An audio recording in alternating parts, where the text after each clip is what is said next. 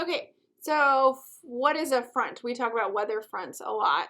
A front is a boundary between two air masses with different temperatures and density. So we can see a cold front here. We have cold air, and a lot of times there are cumulonimbus clouds that have lots of rain on the edge of this cold front.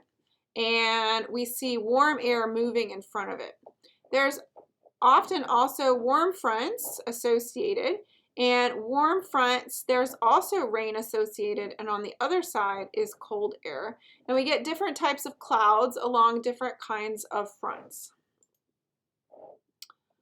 We also need to talk about cyclonic storms. So when water vapor is abundant in the latent heat released by condensation intensifies these convection currents. So air moving because of different densities of warm and cool air. These convection currents and draws up more warm air and more water vapor. So these storm cells will exist as long as these temperature differences exist. And in the Atlantic, we see hurricanes, which we're pretty familiar with here in Louisiana, which you can see a picture of here. And they have typhoons in the Western Pacific. Another type of cyclonic storm are tornadoes, which are swirling funnel clouds over land, which you can see pictured here. These are generated by supercell frontal systems where strong, dry, cold fronts collide with warm, humid air. There are greater air temperature differences in the spring, and this causes more tornadoes during the springtime. So we see these strong, dry, cold fronts colliding with warm, humid air. So in the spring, when the temperatures are very different and they're swinging back and forth, that's when we get more tornadoes. This just shows tornadoes. This shows 56 years of tornadoes in the United States.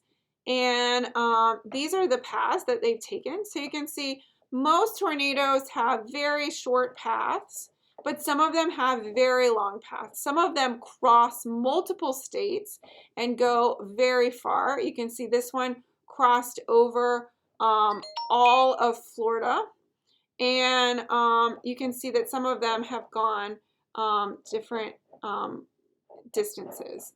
You can see here that we can see the relative frequency of different types. So the Fujita scale measures the intensity of the tornado, how fast the winds are going.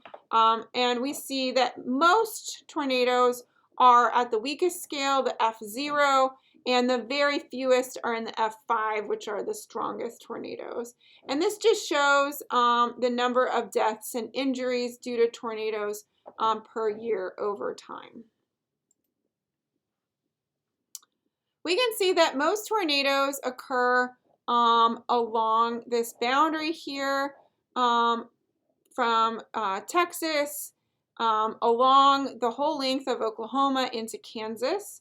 And this is what we call Tornado Alley.